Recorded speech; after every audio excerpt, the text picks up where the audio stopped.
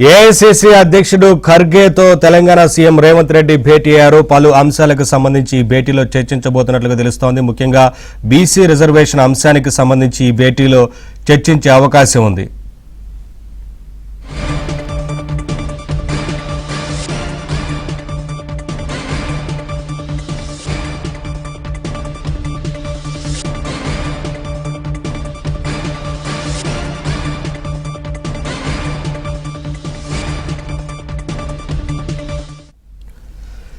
AICC అధ్యక్షుడు మల్లికార్జున ఖర్గేతో ముఖ్యమంత్రి రేవంత్ రెడ్డి భేటీ అయ్యారు. పలు అంశాలకు సంబంధించి భేటీలో చర్చకు వచ్చే అవకాశం ఉన్నట్లుగా తెలుస్తోంది. ముఖ్యంగా బీసీల రిజర్వేషన్ల అంశానికి సంబంధించి చర్చించే అవకాశం ఉంది. పార్లమెంట్లోని ఖర్గే ఛాంబర్లో భేటీ అయ్యారు.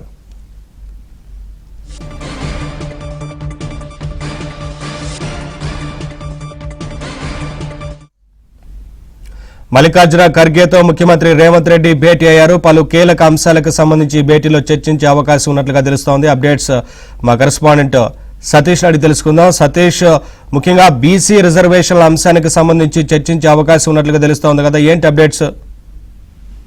నవీన్, ఏఐసీసీ అధ్యక్షుడు మల్లికార్జున ఖర్గేతోని కాకినాడ పార్లమెంట్ సీఎం రేవంత్ రెడ్డి, ఆయనతో పాటు మంత్రివర్గ సదస్సులైన మంత్రులు శ్రీధర్ బాబు, వివేక్ లక్ష్మణ్, అబ్దుల్ లక్ష్మణ్, పొన్నం ప్రభాకర్, సీతక్క, కొండ సురేఖ, పొంగులేటి శ్రీనివాస్ రెడ్డితో పాటు జూపల్లి కృష్ణారావు, అదేవిధంగా తెలంగాణ కాంగ్రెస్ సంబంధించిన 8 మంది ఎంపీలు ఈ సమావేశంలో పాల్గొన్నారు. సమావేశంలో ప్రధానంగా 42% బీసీ రిజర్వేషన్ అంశాలపైన కూడా చర్చ జరుగుతున్నట్టు కూడా తెలుస్తుంది. ఎందుకంటే పార్లమెంట్ సమావేశాలు ఈ నెల 21వ తేదీ వరకు కొనసాగుతున్న నేపథ్యంలో మొదట పార్లమెంట్ సమావేశంలో బీసీ రిజర్వేషన్ పైన మొత్తం కాంగ్రెస్ తరఫున పూర్తిగా వాయిదా తీర్మానం ఇవ్వాలని కూడా ఇప్పటి వరకు ఒక్కొక్క ఎంపీ వాయిదా తీర్మానం ఇస్తూ వచ్చారు తెలంగాణ కాంగ్రెస్ సంబంధించిన ఎంపీలు.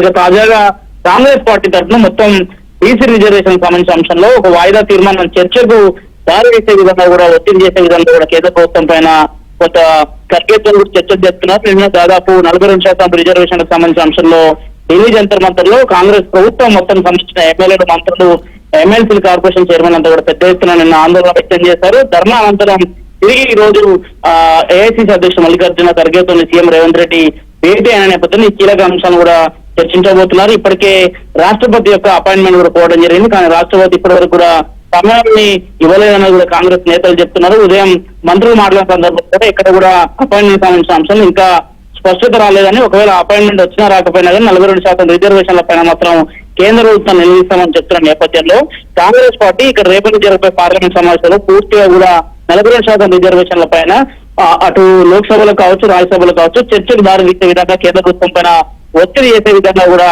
అగ్రనాయకులైన మల్లికార్జున ఖర్గే, అదేవిధంగా రాహుల్ గాంధీని కూడా ఈ రోజు సభలోనే కలిసి వారి దృష్టి కూడా ఈ అంశాలను తీసుకెళ్లేందుకు కూడా ఒక ప్రయత్నం అయితే చేస్తున్నారు. Naveen, thank you Satish, thanks for the updates.